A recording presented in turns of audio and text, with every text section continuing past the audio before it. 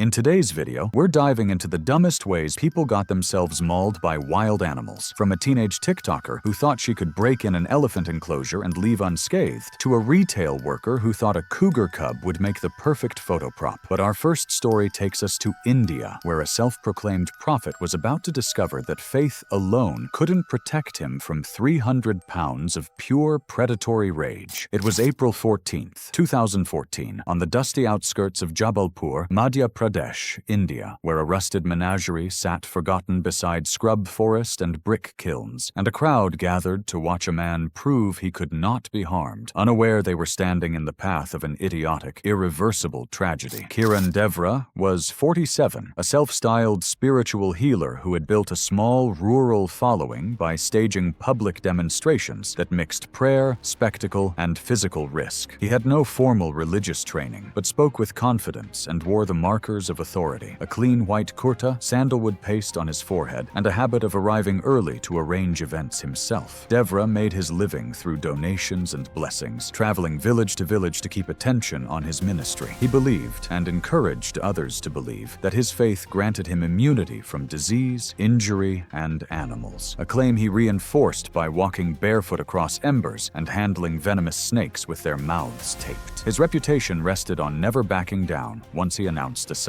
The trip to the defunct private zoo was Devra's idea. The property had closed years earlier after inspections lapsed, but one animal remained, a male sloth bear left behind in a concrete enclosure. He openly dismissed the danger, telling followers the bear was just grumpy and that he could handle it. Devra framed the visit as a cleansing, claiming the animal was cursed by neglect and aggression and needed blessing. He wanted video proof, something more extreme than fire or snakes, to expand his reach. Several caretakers warned him the bear was unpredictable and stressed, but Devra saw their resistance as a challenge rather than a caution. He arrived with followers carrying phones and small cameras, fully intending to enter the enclosure, touch the bear, and emerge unharmed, blithely ignoring that even brief contact with a cornered adult sloth bear could be fatal. The zoo grounds were dry and silent, heat shimmering off cracked cement, with the bear's enclosure ringed by a waist-high metal barrier bent inward in places. Sloth bears are stocky, weighing up to 300 pounds, with long curved claws designed for tearing termite mounds and thick neck muscles that protect vital structures. They are not true predators, but are highly defensive, charging perceived threats without warning and striking upward at the face and neck.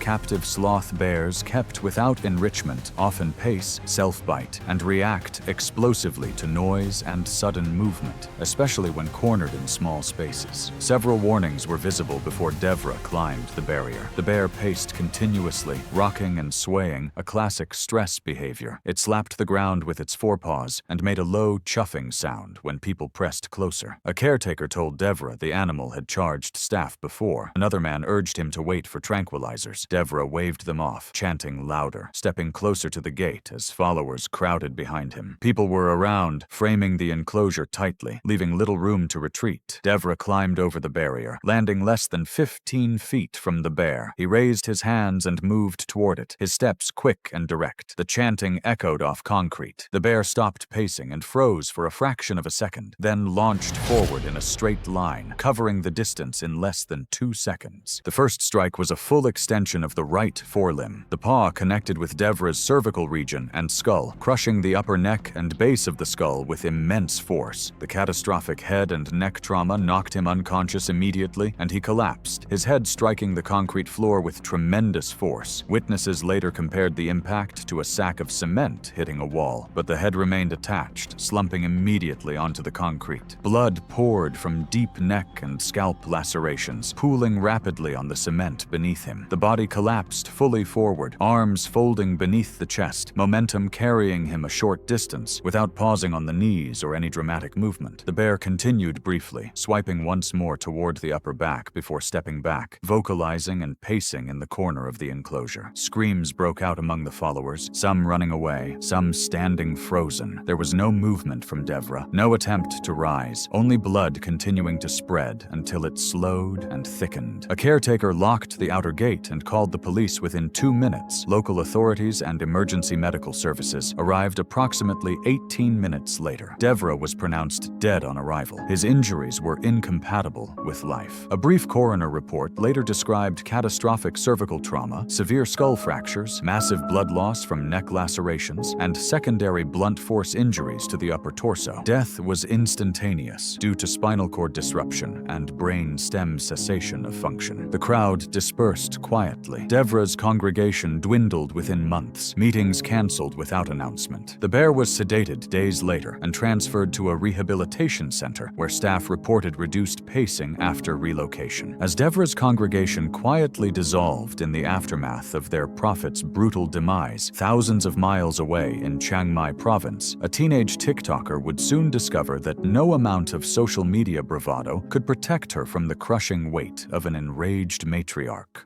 It was November 16, 2019, in Chiang Mai province, Thailand. Long after the last tour bus had left and the sanctuary gates were locked, the grounds sat under uneven security lighting, quiet except for insects and the occasional low rumble from the barns. It was the kind of stillness that comes after routine has ended, when systems are shut down and nothing is meant to be moving. A fragile calm that made the intrusion that followed both sudden and fatal. Mayrin Kul was 17, a vocational student studying basic electrical repair, known among classmates as reserved in person but restless online. She followed urban exploration trends and short-form videos that showed abandoned factories, closed malls, and restricted spaces entered after hours. Her own clips were simple and rarely shared beyond a small circle of friends, but she chased the same escalation pattern she saw elsewhere. That night, she wanted footage that proved she could slip past a locked gate and approach something large and forbidden. She had no experience with animals beyond city strays and had never been inside a working sanctuary. Mayrin's habits were consistent: scouting locations in daylight, returning late when security thinned, filming quietly, then leaving before sunrise. She likely understood the sanctuary was closed and that entering was illegal, but she must have viewed it as low risk. The sanctuary sat among trees and dirt paths, with barns casting long shadows and the smell of hay and damp soil hanging in the air. Asian elephants commonly weigh between 6,000 and 8,000 pounds, can move faster than a running human over short distances, and use their heads and forelegs to pin threats, especially when startled or guarding space. Even without tusks, the mass alone is enough to crush ribs and collapse lungs through sustained pressure. Signs near the perimeter gate clearly warned of guard animals and unstable elephants after dark. Earlier that week, staff had observed heightened agitation from a matriarch near the barn, triggered by another injured elephant, making her protective behavior predictable. Chains used overnight were intentionally loose to prevent joint strain, giving the animals limited mobility. Mayrin ignored all of this. She slipped through a service gap just after midnight, phone recording in hand, grinning at the adventure and acting as if the posted warnings and obvious risks didn't apply to her. She hadn't even paused to consider the potential consequences of crossing open ground past restless, chained elephants in the dark. Security footage later showed her approaching the barn from the front, whispering toward the camera. The elephant stood broadside, ears partially extended, body angled between the barn wall and open space. Her movement caused the elephant's ears to flare slightly and trunk to lift briefly, subtle warning signs often ignored by intruders. Mayrin stepped closer, raising her phone higher, then reached out to touch the animal's trunk. Her movement broke the stillness. In a chilling breach of their typical defensive protocol, the elephant dispensed with all warning. It did not trumpet, nor did it bluff. It simply surged forward in a direct, silent, and devastatingly rare full charge. The first impact drove Mayrin backward into the wooden barn wall. The sound was flat and heavy. An autopsy later showed that ribs cracked under compressive force as her back was struck and stopped. Before she could fall, the elephant pressed its forehead into her chest, lifting her slightly off her feet and pinning her upright. The footage showed her arms splay outward as the pressure fixed her in place, breath forced out in a visible spasm. The elephant leaned in, weight transferring through the skull and forelegs. Mayrin's chest visibly deformed as ribs likely failed inward. Blood ran from her nose and mouth in thin streams, darkening her shirt and dripping onto the dirt. Her legs buckled but could not move away. The elephant applied sustained pressure for several seconds before shifting its weight, then maintaining contact briefly before rising. agonizing. Her body compressed further, the wall behind her creaking as the pressure increased. Any movement stopped early in that interval. The elephant shifted slightly once, adjusting balance, then settled again, maintaining contact for a short duration before finally stepping back. Mayron collapsed flat, unmoving, her phone skidding across the ground. A night guard discovered her during an intermittent round at 12:30 a.m., alerted by the fallen phone screen, still glowing. He retreated immediately and called emergency services. Paramedics arrived in 14 minutes, but confirmed death on scene without intervention. The elephant was secured without sedation. The coroner report listed fatal compressive chest trauma with multiple bilateral rib fractures, collapsed lungs, and cardiac contusion. Death was attributed to compressive chest trauma and asphyxia caused by sustained body weight compression. No defensive injuries were noted beyond minor abrasions. The sanctuary released a brief statement acknowledging an unauthorized entry and fatal incident. Mayron's family held a small funeral 3 days later, attended by relatives and classmates. The video never circulated publicly. The barn returned to routine use, but staff adjusted overnight protocols, aware that the quiet after closing could no longer be assumed safe. Just as the young TikToker's quest for viral fame ended in crushing tragedy beneath an elephant's weight, thousands of miles away on an Australian road, a drunken pub regular would discover that some wild animals fight back, prepared to unleash kicks designed to disembowel. It was January 9th, 2016, just after midnight, on a narrow, unlit road outside Broken Hill, New South Wales, where the desert night pressed close and the faint rustle of nocturnal wildlife went largely unnoticed by a man about to experience sudden,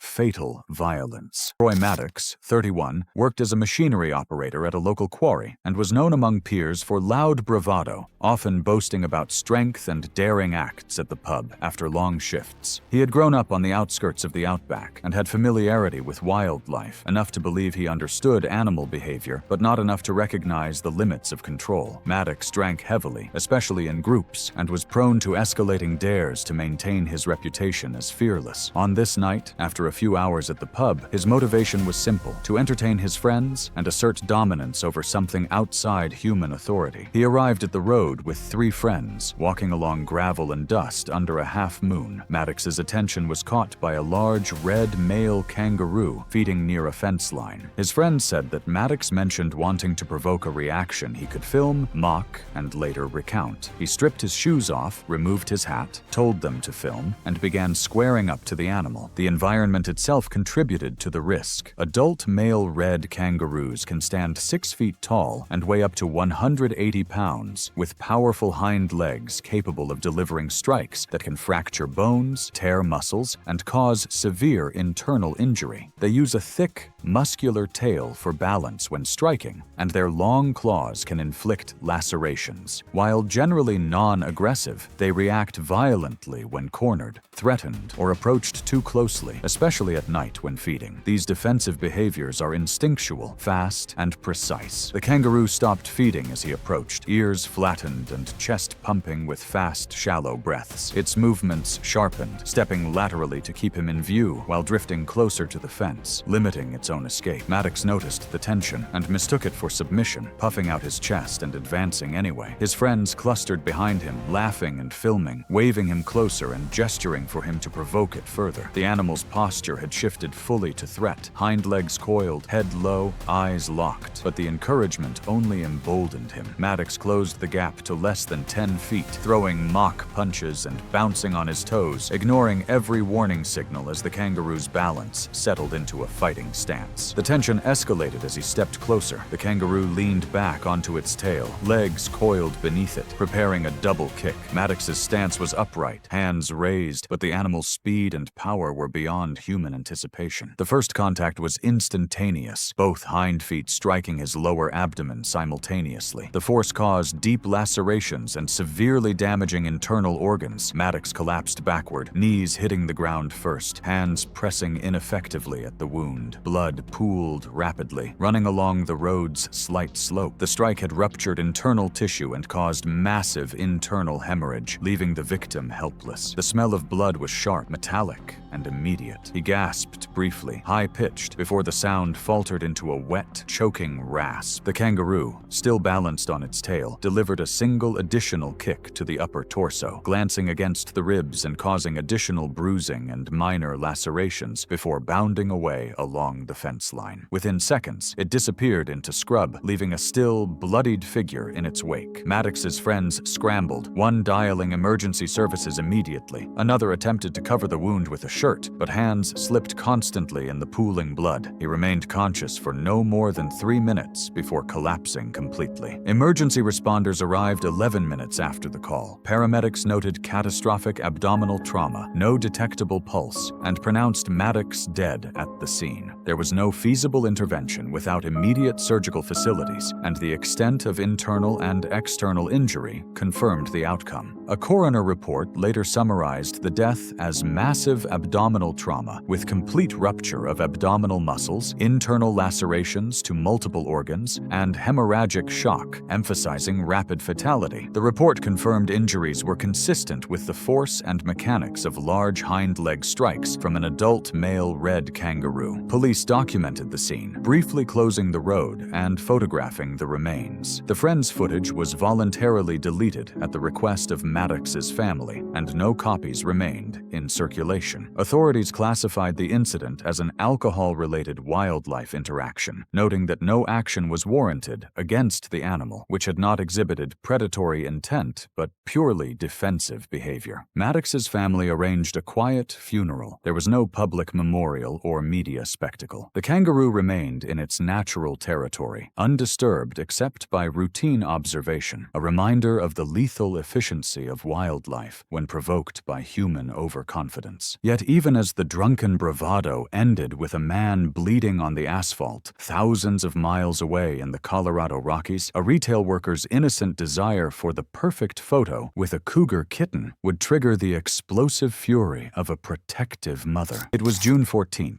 2015, along the Front Range of Colorado, where a clear summer afternoon had drawn weekend hikers into foothills that looked forgiving from a distance. The terrain appeared gentle, the trail busy enough to feel safe, and the danger, when it arrived, came from behind, fast and silent, ending the outing in a matter of seconds. Hannah Rourke was 28, a retail shift supervisor from Fort Collins, who spent most of her weeks on her feet under fluorescent light. She was known by co-workers as reliable and upbeat, the kind of person who volunteered for extra shifts and organized group outings to feel less boxed in by routine. Hiking was something she did casually, not as a discipline, but as an escape. She owned decent boots, carried a phone with good storage for photos, and relied on friends for navigation. That weekend trip was meant to be restorative. Hannah had recently talked about applying for a store transfer closer to Denver and wanted a break before making decisions. Friends later said she was in high spirits, eager to document the hike with photos to share afterward. Her lack of wildlife experience wasn't unusual. She believed danger came from cliffs and weather, not animals she associated with zoos or distant wilderness. The trail cut through scrub oak and granite outcrops, dry needles crunching underfoot as wind moved steadily downslope. Mountain lions, also known as cougars, are ambush predators weighing up to 150 pounds, capable of sprinting over 35 miles per hour in short bursts. They can leap more than 15 feet vertically or 40 feet horizontally, delivering powerful forelimb swipes and crushing bites to the neck or skull. Cougars routinely cache or defend cubs aggressively when humans approach, and their strength and agility make even a single adult capable of inflicting fatal injuries within seconds if it surprises a person. Several warnings went unheeded. A trailhead sign mentioned recent cougar activity, and a ranger truck had been parked there earlier that morning. As the group rounded a rocky spur, one hiker noticed movement near a shallow crevice. A small, spotted cougar kitten stood exposed on a sun-warmed ledge, vocalizing weakly. One friend cautioned that the mother would be close. Another suggested backing away. Ignoring repeated warning signs from others in the group, Hannah stepped forward instead, mesmerized by the animal's size and stillness. The kitten did not flee. Hannah crouched, lifted it, and laughed as it squirmed, holding it chest high. The group clustered tightly, focusing forward. No one looked upslope. No one heard the approach. The adult cougar launched from behind a boulder 20 feet away. The first impact drove Hannah forward, slamming her into the ground.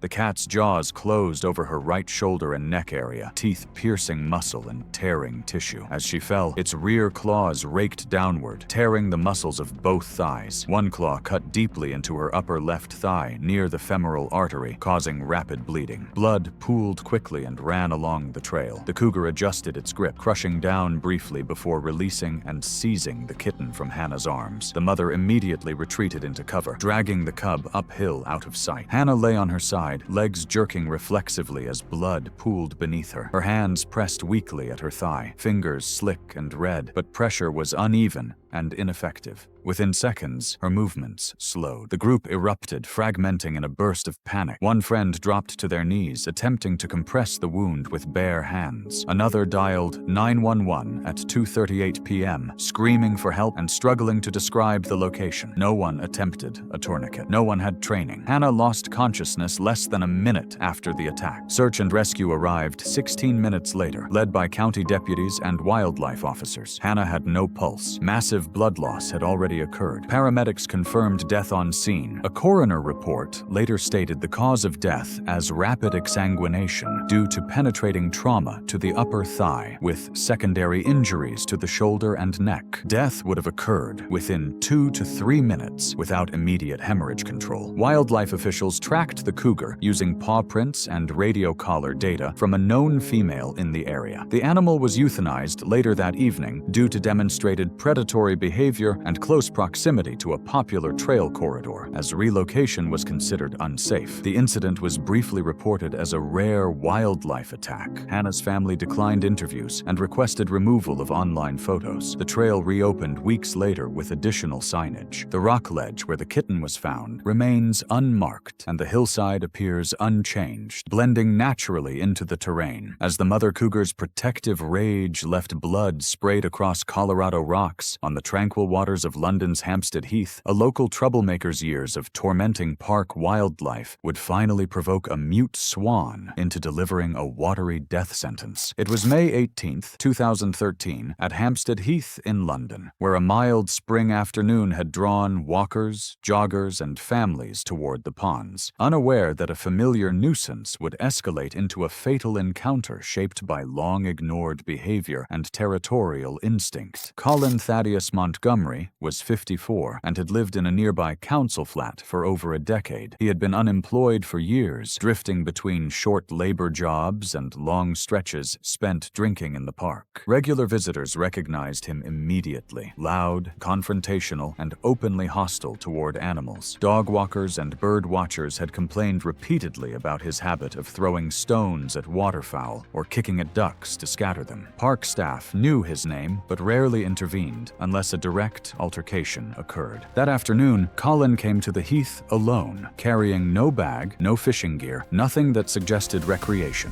Witnesses later described him pacing the southern edge of the men's pond, stopping to shout at birds nesting along the bank. Nesting season was at its peak, and the swans had been visibly aggressive for weeks. Colin appeared utterly oblivious to the obvious risk, ignoring all signs that the swans would defend their nests, gesturing and muttering as he walked. His decision to approach the water was consistent with past behavior that locals had learned marked him as recklessly stupid and prone to provoking animals deliberately. The pond lay still under broken clouds, reeds bending slightly in the breeze, with white feathers scattered along the muddy shoreline, like warnings that had gone unread. Mute swans can weigh over 30 pounds, possess wings powerful enough to inflict bruising and occasional bone fractures, and become intensely territorial during nesting season, using repeated wing strikes and bites to drive threats away from nests and cygnets. Several people shouted when Colin stepped closer to a visible nest tucked into reeds. A cob swan rose immediately, wings lifting high, hissing audibly. A woman with a stroller yelled for Colin to back away. A jogger slowed, watching. Colin instead swung his leg forward, attempting to kick the nest structure apart. The swan surged toward him across the shallow water, feet churning, wings spread wide. The first impact knocked Colin backward into the pond, contributed partly due to panic. The swan struck him across the chest with one wing, then the other, feathers blurring as bone met muscle. Colin tried to stand, but slipped on the muddy bottom, losing balance in the shallow water